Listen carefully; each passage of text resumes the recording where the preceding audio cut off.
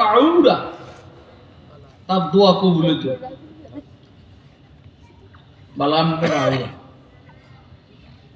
তো বনি ইসরাইল যখন ওইখানে যুদ্ধ করার জন্য গেছে,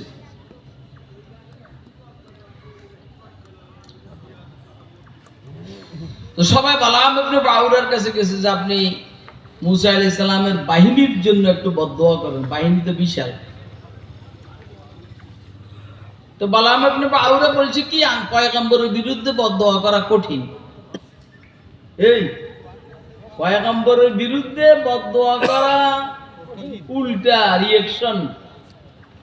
আরে বদরের যুদ্ধে যাওয়ার আগে আবু জাহালে আল্লাহ আমাদের মধ্যে যার কারণে সমাজে বিশৃঙ্খলা সৃষ্টি হয়েছে সেটা ধ্বংস করে দাও। বদদোয়া করে আবু জাহাল, বদদোয়া লাগছে তার বিরুদ্ধে। সমাজে বিশৃঙ্খলা মুসলমানের কারণে না কাফেরের কারণে? কার কারণে? এই মুশকিল না। তো বালাম ইবনে বাউরা বলছে যে না, পয়গম্বরের বিরুদ্ধে বদদোয়া করা যায় না। কওম অনেক হাদিয়াটা দিয়ে দিয়ে হেরে রাজি করাইছে। এখন সে তার বাহনও করে পাহাড়ের উপরে উঠতেছে যাইতেছে বদদোয়া করবার লাগে। ওইখানে তাকে বলা হয়েছে যে দেখো তার গাধারে ফিরাই দেয় দিকে, পরে গাধার থেকে অথবা খচ্চরের থেকে অথবা ঘোড়ার থেকে নাইমা নিজে গিয়া বদদোয়া শুরু করছে।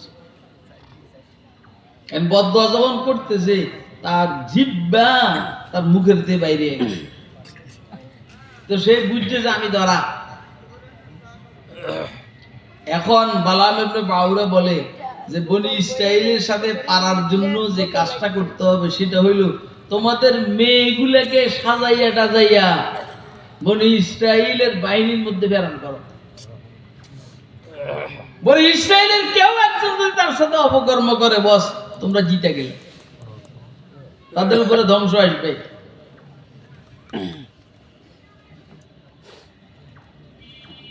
পাতলা কাপড়, অর্ধ উলঙ্গ, টাইট ফিট এই সমস্ত পোশাক পরে বনি ইসরাইলের বাহিনীর মধ্যে ঘুরতেছে।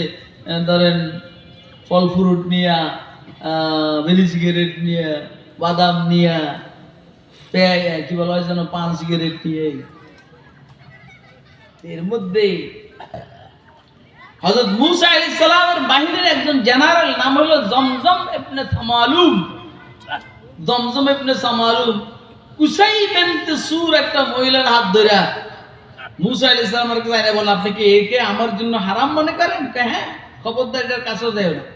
আমি আর পারলাম না এই কথাটা মানতে। যাও নিয়ে তাবুর মধ্যে তার সাথে উল্টা পাল্টা করছে। একসাথে ৭০,০০০ বনি ইসরাইল মারা গেছে। পরের ঘটনা পরের যা হয়েছে, হযরত হারুন আলাইহিস সালামের বডিগার্ড ফাখাজ এই খবর পাইয়া জমজম ইবনে সামালুমের খিমার মধ্যে আর তাবুর মধ্যে কুসাই বিনতে সুর জমজম ইবনে সামালুম দুজনকে হত্যা করে আল্লাহর কাছে দোয়া করে, আল্লাহ এদের দুইজনের গুনার কারণে আমাদের উপরে আযাব আসছে, আল্লাহ আপনি দয়া করে আমাদেরকে মাফ করে দিন। তারপরে মরা বন্ধ হয়েছে। এটা দাঁড়াইয়ে একটু ছুটি নিলে তো একটু কইলে তো একটু মুখে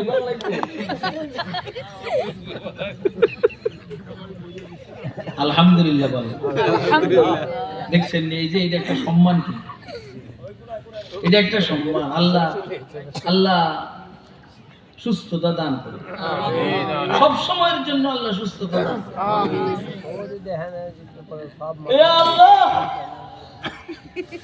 এই হইল মহিলাদের ফিতনা। একটা মহিলার একটা গুনাহের কারণে এই পুরো বনি ইসরায়েলের মধ্যে আযাব আসছে। এখন আমাদের সমাজের মধ্যে মহিলা মা বোনরা তো খুব দামি। আল্লাহ এদের মধ্যে একটা আকর্ষণ দিয়েছেন যেটা কল্পনার বাহিরে। কথাটা কিসের বাহিরে বলেন না?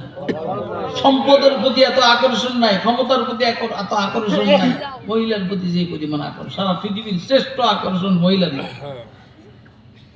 তো আল্লাহ রাসূল সাল্লাল্লাহু আলাইহি সাল্লাম বলছেন তোমরা দুই জিনিসের প্রতি খেয়াল রাখবে, একটা হলো সম্পদ যেন অবৈধভাবে তোমার কাছে না আসে, আর একটা মহিলা অবৈধভাবে তার সাথে তোমার সম্পর্ক না হয়। আল্লাহ আমাদেরকে বুঝার তৌফিক দান। আদ-দুনিয়া হুলওয়াতুন খাজরা ওয়া ইন্নাল্লাহা মুস্তাখলিফুকুম ফিহা ফায়ানজুর কাইফা তা'মালুন ফাত্তাকুদ দুনিয়া ওয়াত্তাকুন নিসা ফাইন্না আউওয়ালা ফিতনাতি বানি ইসরাঈল কানাত ফিন নিসা।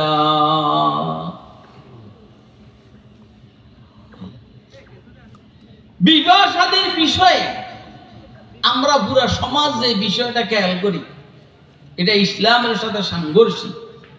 সমাজ খেয়াল করে একটা সুন্দরী মেয়ে, একটা স্মার্ট মেয়ে, বংশ টংশ বালা, এই তো কথা কয় না? কিন্তু ইসলামের তরিকা হইল, ইসলামের শিক্ষা হইল, ইসলামের নিয়ম হইল বংশ দেখে বিবাহ করা, সুন্দর দেখে বিবাহ করা, সম্পদ দেখে বিবাহ করা, দিন দেখে বিবাহ করা, এটা হয়। কিন্তু হুজুর বলছেন চারটার মধ্যে দিন দেখে বিবাহ করাকে প্রাধান্য দেওয়া। যে ছেলের কাছে দিনদারি আছে, যে মেয়ের কাছে দিনদারি আছে, এই বিষয়গুলোর প্রতি আমরা খেয়াল রাখবো ইনশাআল্লাহ। কথা কয় না? ঠিক আছে তো? কথা কয় না? বুড়া মেয়ে ঠিক আছে নি? আমি কারে বুড়া মেয়ে কম? আমি নিজেই তো বুড়া মেয়ে। ওই যে আমার আগে হুজুরও ওয়াজ করছেন, কারি মাওলানা মুজিবুর রহমান সাহেব, ও হুজুর কই, হুজুর কই? আমি বললাম এই তো হুজুর। কার এটা তো নাতিন জামাই না দেয়, মানে আমার নাতিন জামাই কইছে। আল্লাহু আকবার। দোস্ত আহবাব, আসলে প্রথম থেকে মন ভাঙ্গা, আমি ঢিলে ঢিলে দুর্নিছি আর পারতে আসি। আল্লাহ আমাদের সমাজের মা বোনদেরকে আল্লাহর দ্বীন মেনে চলার তৌফিক দান করুন। যুবকদেরকেও, বুড়ো মানুষগুলাকেও ইসলাম মেনে চলার তৌফিক দান করুন। দেখেন মুসলমানের ঈদ, মুসলমানের খুশি এমন হবে যেখানে দ্বীনের বিরোধিতা কিছু হবে না। ওই আমাদেরও তো মেয়ে আছে, আমাদেরও তো মা আছে, আমাদেরও তো বোন আছে, আমাদেরও তো বউ আছে, এরা তো এরকম গুড় গুড় করে না। যে কলা উপরে চামড়া থাকে না, এই কলার মধ্যে মাছি বসে, মশা বসে, এই জন্য বাজারে নিলে এই কলার দাম থাকে না। যে এই কলার উপরে চামড়া থাকে, এটা বাজারে গেলে এটা দাম আছে। এই জন্য আমি আমার কথাবার্তা যদি কেউ মনে করছে যে নেন নিন না আল্লাহর রাস্তা, আমি বলবো আমাদের মা বোনরা নিজের শরীরের উপরে বোরকাটা লাগাইয়া, বোরকাটা এমন যেন না হয় যে বোরকার উপর আরেকটা বোরকা লাগে, বোরকাটা এমন যেন না হয় যে বোরকার উপর আরেকটা বোরকা লাগে। আর বিশেষ করে চেহারাটাকে আমরা ঢেকে চলার চেষ্টা করব। আল্লাহ তৌফিক দান। আবার আপনাদের এখানে একটা মহিলা মাদ্রাসা